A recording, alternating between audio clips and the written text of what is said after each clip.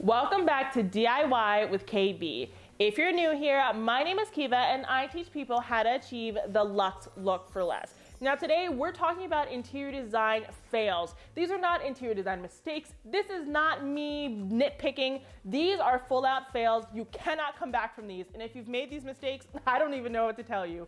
Before we get into today's video, please remember to subscribe, like this video, and check me out on Instagram. Now let's talk about these design fails. You know those people like on House Hunters and all on HGTV where they get those really grand aquariums in their home and you just know that you've made it? Well, obviously getting one of those aquariums was not in the budget this time because we decided to just paint a swimming elephant on the ceiling. Why would you want to see this? Honestly, I'd rather you have an entirely mirrored ceiling than do something like this. This is just sort of weird. I feel like I'd wake out of my sleep just like screaming, thinking that something was gonna crush me. And not only did they go with this really interesting mural type of situation, like I don't know if they were going for Sistine Chapel and then they just got like the Washington DC Zoo. I don't know what they were going for, but this wasn't it. And then they tiled all of the walls. When you tile all of the walls, it just makes it seem like everywhere is going to get wet. So I kind of just like want to know what your pastimes are and like why you chose that for your home. I really like that they like the aquarium theme. If that's something that interests you, maybe we get an aquarium. I mean, fish are like $3 at PetSmart, so we can do that instead of doing this. If you want to do something whimsical like this, you want an accent wall that's kind of like an ode to your interest, let's do this in the bathroom where the tile is natural and you can have a little bit of pop of color and have things be a little bit weird, but it's not going to give you nightmares. All the time on my channel, people write to me and they're saying, you know, if you have a big budget, if you have all the money in the world, your design's going to be perfect. Well, this is a case in point where that just isn't true. They literally missed the mark. There was a whole place for the chandelier to go and they were like, oh no, 2 steps to the left. I don't know if they were just trying to be different. They didn't want to follow the trends. They wanted to be eclectic and they moved the chandelier off center, but honestly now it's just a waste. You have this weird cutout in your wall, then you have the chandelier, and it's just kind of like, why? Why? You get the chandelier to draw people's attention to beauty, and now you've just drawn people's attention to the fact that maybe you didn't hire the best architect or contractor, that they need to make sure that they don't hire out using the same people that you used. This just shows that money can't buy happiness, and money cannot buy taste. The only thing I can say about this one is just like, oof. Oof. So there's nothing wrong with their design. They have really traditional design. They like to keep it like old ranch, like grandma chic, which is like totally a vibe. There's nothing wrong with that. I'm actually 100% here for it, but it's all of the dolls. So let's not even talk about like whether dolls are creepy or not. I mean, you can let me know down below. Are dolls creepy or are they cool? Does it depend on what the doll is? Is it like Barbie versus Bratz? Is it Barbie versus American Girl? Like if they're $100 dolls, is that okay? That is a discussion for another time. But it's not just that the dolls could be considered creepy, it's that there is nowhere to sit. All of the dolls have somewhere to sit, right? They've got the sofa, they've got the bench, they've got it covered. But when I come over, I have to sit on the floor. I feel like that's just rude. You know, that is inconsiderate to your guests. So that's why this one is throwing me off a little bit. But in terms of design, they didn't inherently do anything wrong. Maybe we could add some more furniture so that not everything is pushed up against the wall so that we actually use our space. But I'm gonna say 10 out of 10 chance that they would not want my interior design advice because they're just going for something that I couldn't help them with. This is absolutely my favorite one so far because I like their thinking. Like, I wish that someone could pull this off. So what the people did here is they actually mounted their television on top of their washer and dryer. So this is genius, right? Because when you have the washer and dryer in the basement or somewhere like that, you're like, oh, I'm not gonna do that laundry. Oh, it'll get done someday. And you go upstairs and watch TV, and then your wife's like, did you do the laundry? And you're like, oh my God, everything's still wet in the washing machine and it's been there for 5 hours. Been there, done that, and I only have 1 level to my home. So honestly, it's just embarrassing at this point. So I like what they did here. They put the washer and dryer someplace where they're guaranteed to remember that the laundry is there because it's right above that precious television where they're watching their Sunday game. The other problem here is scale. That TV is way too big for those washers and dryers. It doesn't matter if you're gonna branch out with your design. Let's make sure that everything looks proportionate to one another. Maybe we could have gone with a 55-inch instead of an 85-inch and maybe none of us would have been the wiser and it would have been it. But I like where they were going with this. Maybe let's turn this into a trend because this is functionality, you guys. I think I'd actually do the laundry now. This one is straight out of a horror movie.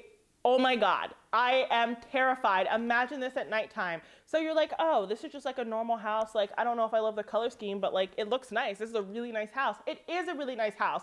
And then they took stickers of people and put them up on the windows like it was Halloween. But they kept it up for 365 days. Who wants to be watching a movie late at night with your family? You're just relaxing and you look over to the window and there's just someone like this, just up against there. I don't care if it's not a real person. When you're like, you're drowsy or you've had a little bit to drink, you are terrified. It's over for you. It's over for you. There's literally no point to this besides like to elicit fear from your guests, which I mean, that could be your cup of tea. But if you want to do something exciting on your windows, maybe we could go with like drapes or curtains that have like a fun pattern on them, right? Maybe we could jazz it up with some color, enhance our color palette instead of, you know, just like full-blown terrifying someone. This is literally just from a horror movie, and like we don't want to live in a horror movie. We want to live in like a really nice rom-com. This is another interior design fail that honestly I'm on board for. So you want to sit down, you want to be in the bathroom, go to the bathroom and have really nice, warm, comfortable feet. No one likes going to the bathroom at 6 a.m. with that cold tile floor. It's just not conducive to like a slow wake up in the morning. But this, it seemed like it was a lot of effort. So what they did here is they took a bath mat, which I will say bath mats can get pretty expensive. They can get up to like $25. And then they cut out part of it and then they had the vent there. I understand that what they were doing, they didn't want to obstruct the airflow. I really appreciate the ingenuity there. But maybe if we went with like a more neutral color, they could have pulled this off. So the floors are brown. So maybe if we went with like a brown mat instead of a blue, we could have done this. I'm not going to tell you to do this. Maybe next time this person could get one of those rugs that kind of hugs around the back of the toilet. So they still could have had the comfortable feet, but not like a cutout in the floor that like they'll never be able to live down. And honestly, that's a really good way to lose your phone. Imagine that. You're just sitting on the toilet, reading your news on your phone or reading your paper or whatever, and it just goes down there. What do you do then? It's kind of just like game over. So again, let's give them points for the ingenuity, but let's not do this. So we all know that I love to DIY. So anyone who's starting a DIY project, you have my 100% support. But right here, we kind of missed the mark a little bit. This person put in this new sink. It's looking nice. It's looking luxe. But there's one thing wrong. There is an electric port in the sink. I mean, that is just like a disaster waiting to happen. Like there is no functionality there, one, and two, you're gonna get electrocuted. So I understand what you're trying to do. I commend you for your DIY abilities. I commend you for getting yourself out there, but this was just not it. Next time, let's hire out and get something a little bit better so that we can actually live to use our sink. So this one here is attacking all of my vintage people. I know that vintage isn't, oh, it's vintage. Oh, it's vintage. It's old. That's what that means. It's old. There's nothing wrong with vintage. I'm here for the vintage, but vintage is not a personality trait. But this person here wanted to use a reclaimed door, which I like. I'm all about reclaimed doors. I've been here. I tried to make a table out of a reclaimed door. My wife was like, why don't you just buy a new table? And that's what we did. So I understand what they're going for. So they took the table though, and they put it on the ceiling. They put it on the ceiling, not as a door, not as a table, but on the ceiling, right? I would obviously put the door as a door first. That just kind of makes sense to me, but maybe I'm a little bit kooky. So I see what they were trying to do there. Maybe they could have mounted it somewhere else. I also feel like this could be a hazard because this kind of seems like it might have been a DIY project here, which means maybe we didn't really like have the construction skills that we needed to mount a door to the ceiling. And this also could be a lead paint problem, but I digress. But it just wasn't it. For me, it's just very out of place. I really like the idea of putting like reclaimed stained glass, reclaimed doors and stuff like that on walls and kind of making them a feature, but you're going to entirely miss this one unless you're looking right up at their ceiling. And I think they took it a step further because then they added these caged pendants on top of the door. I think I could have vibed with the door. It could have been a total vibe. I actually would have like gone crazy with the colors, really made it nice and cool, but then they wanted to put like the IKEA pendants on it, so they took the value out of the vintage and made it cheap. I think my advice here is to get those vintage items that you like, get those relics, get those things that are really important to you and kind of put them more on display. If these are incredible items, or not, they don't even have to be incredible. If these are items that you love, putting them on display on their own, they will speak for themselves, right? Less is always more, so just run with that. Now, this is the second bathroom picture we have. I think the bathroom is just like what brings out people's creativity. Interesting piece of information there. But these people just really seem to love ice fishing. This gives me like Cuba Gooding Jr. vibes. If you know what I mean, you know what I mean. But this is just like a lot. This is Alaska. This is the outback. This is very exciting. They decided they wanted to go ice fishing while sitting on the toilet. I mean, I'm really glad that they're decreasing their screen time and deciding to fish instead. I actually really appreciate that. Again, if you are intoxicated, you had a rough night, this is one of those things that's going to leave you terrified. You're going to be like, oh, I'm drowning. You're not drowning. You're just sitting on the toilet in a really, really interesting bathroom. You know what? If you're gonna do a design like this, I feel like 100% go into it. What they did here is they actually got the shower curtain here that's a little bit more juvenile. You know, you just have like the foxes and stuff like that. No, let's go like full camo. Let's just take it to the next level. Let's go into Bass Pro Shop and bring the whole store home, right? Let's go big or go home. I feel like they copped out here. If you want to go ice fishing, let's put a mountain on the wall. Let's just do the damn thing. This next one is just plain iconic. In my next house, this is a must-have. And when Babe and I were finding these together, she sent me this one thinking that this one was gonna be an interior design mistake. This is an interior design win. This is a win because they have a slide and they have these beautiful stairs. Who doesn't want a slide? Everyone wants a slide. Sliding is fun. There's something fun on the side for the young people or the old people or whoever just wants to have a good time, and then the boring people who wanna walk can walk. You know what I mean? You can get your exercise and you can get some gratification. It's all about balance, you know what I mean? I love that. That is iconic. It's like bringing Chuck E. Cheese home, but without all the bacteria, so I love that.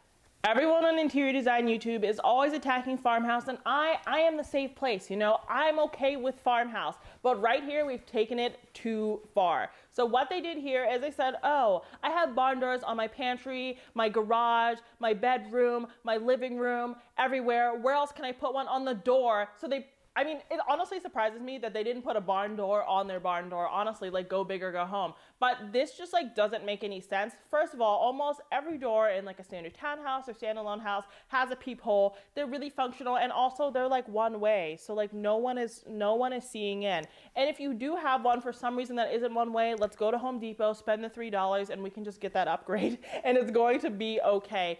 But this, like, it just, like, is very distracting on your door, right? Like, the chain is already distracting, and then you said, let's put a door on there.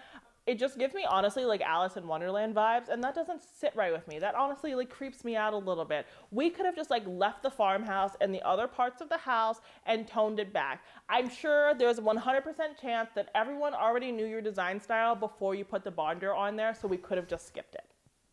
So when you look at this picture, do you see something wrong instantly? You're like, no, maybe I would have gone with a better tile color, but they didn't do anything wrong. Well, you're wrong, because what they did is they put the drain in the corner of the shower, and not only is it in the corner of the shower, but it's elevated, right? So how exactly are they going to drain any water without an accessible drain? Maybe if you're, showering in just that little corner and you were like the skinniest person ever, you could accomplish that, but this is just not feasible. So this is where we have to stop with the DIY products, you guys. I know YouTube is exciting, the internet's exciting, you can take on anything, and I believe that, right? My whole name is DIY with KB. I'm behind the DIY, but let's spend some time brainstorming. I mean, this happens to me all the time. I'm like, oh my God, I'm so excited.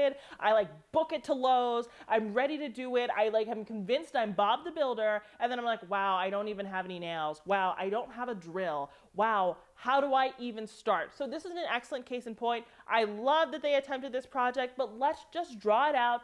Think through it before we begin to make sure that we don't do something that is irreparable. To fix something like this, they've got to take out all the tile. They've got to re-level the floors. That's going to cost you so much money, and you and whoever you did it with are going to be enemies forever because it is difficult. I tell you, the day that I dragged 500 pounds of tile out of my house was the day that I knew that maybe I needed to tone DIY with KP back. Okay guys, that's it for today's video. We went through some interior design fails. This video was totally in good fun. I just needed a good laugh. I hope that you did too. And I hope that this goes to show that interior design mistakes are common. Everyone makes mistakes and that's okay. If you liked today's video, please remember to subscribe, like this video, and check me out on Instagram. Until next time, have a beautiful day.